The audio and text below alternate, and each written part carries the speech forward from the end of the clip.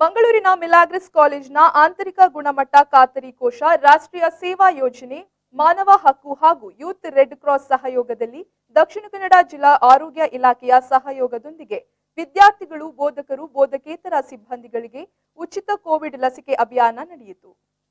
ಮಿಲಾಗ್ರಿಸ್ ಕಾಲೇಜಿನ ಸಂಚಾಲಕರಾದ ವಂದನೀಯ ಗುರು ಬೊನವೆಂಚರ್ ನಜರತ್ ರವರು ಉಚಿತ ಲಸಿಕೆ ಅಭಿಯಾನಕ್ಕೆ ಚಾಲನೆಯನ್ನ ನೀಡಿದರು.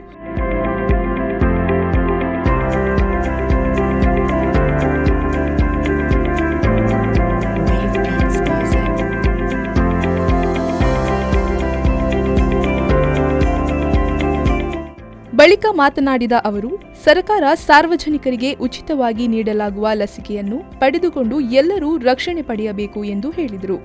ಉಚಿತ ಲಸಿಕೆ ಅಭಿಯಾನವನ್ನ ನಡೆಸಿಕೊಟ್ಟ ಮಿಲಾಗ್ರಿಸ್ ಕಾಲೇಜಿನ ಪ್ರಾಂಶುಪಾಲರನ್ನ ಅಭಿನಂದಿಸಿದರು.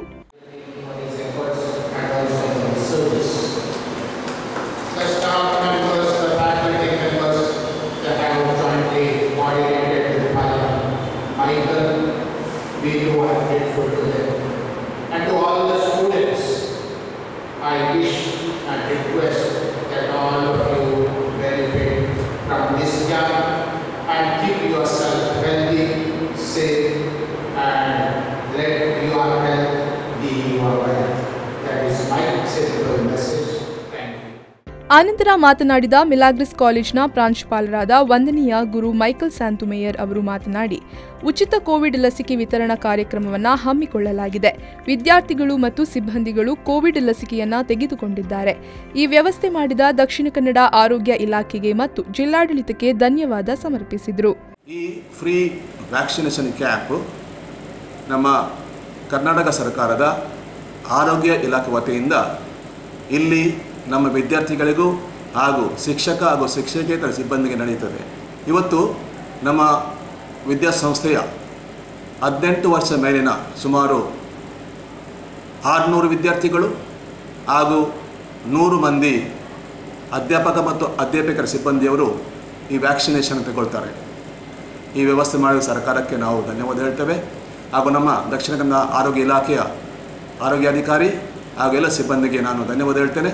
ಮತ್ತು ಈ ವ್ಯಾಕ್ಸಿನೇಷನ್ ತಗೊಂಡು ನಾವೆಲ್ಲ ಆರೋಗ್ಯವಂತರಾಗಲು ಹಾಗೂ ಮುಂದಿನ ದಿನಗಳಲ್ಲಿ ನಮ್ಮ ಚಟುವಟಿಕೆ ದೈನಂದಿನ ಚಟುವಟಿಕೆ ಏನೂ ಅಡಚಣೆ ಇಲ್ಲದೆ ಮಾಡಲು ಈ ವ್ಯಾಕ್ಸಿನೇಷನ್ ಕ್ಯಾಂಪ್ ನಮಗೆ ಆಧಾರವಾಗಲಿ ಎಂದು ನಾನು ಆಶಿಸುತ್ತೇನೆ. ಮಿಲಾಗ್ರಿಸ್ ಚರ್ಚ್ನ ಪಾಲನಾ ಸಮಿತಿಯ ಉಪಾಧ್ಯಕ್ಷರಾದ ನೈಜಿಲ್ ಪಿರೇರಾ, ಶಿಕ್ಷಕ ರಕ್ಷಕ ಸಮಿತಿಯ ಅಧ್ಯಕ್ಷರಾದ ಲವೀನಾ ಲೋಬೋ, ಎನ್ಎಸ್ಎಸ್ ಯೋಜನಾ ಅಧಿಕಾರಿ Denzel Pinto, youth red cross ಘಟಕದ ನೋಡಲ್ ಅಧಿಕಾರಿ ಜೋಯಲ್ ಪಿರೇರಾ, ಜೆಪು ಪ್ರಾಥಮಿಕ ಆರೋಗ್ಯ ಕೇಂದ್ರದ ಸಿಬ್ಬಂದಿಗಳು ಉಪಸ್ಥಿತರಿದ್ದರು.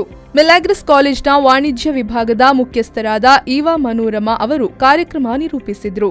ವಿದ್ಯಾರ್ಥಿಗಳು ಬೆಳಗಿನಿಂದಲೇ ಕಾಲೇಜಿಗೆ ಬಂದು ಕೂಪನ್ ಪಡೆದುಕೊಂಡು ಕೋವಿನ್ ಅಪ್ಲಿಕೇಶನ್ನಲ್ಲಿ ತಮ್ಮ ಹೆಸರು ನೋಂದಾಯಿಸಿಕೊಂಡು ಲಸಿಕೆಯನ್ನ ಪಡೆದುಕೊಂಡರು. ಸುಮಾರು 700 ಮಂದಿ ವಿದ್ಯಾರ್ಥಿಗಳಿಗೆ ಲಸಿಕೆ ನೀಡಲಾಯಿತು.